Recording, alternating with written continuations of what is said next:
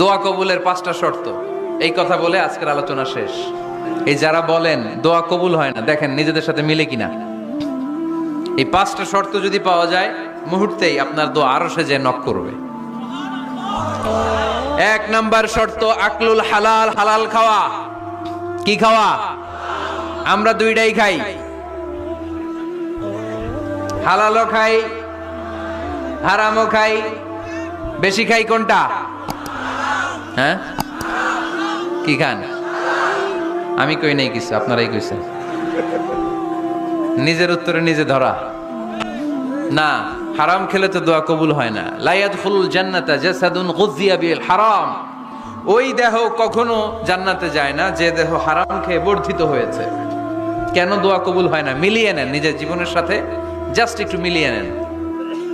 দোয়া কবুলের 5টা শর্ত, এই কথা বলে আজকের আলোচনা শেষ।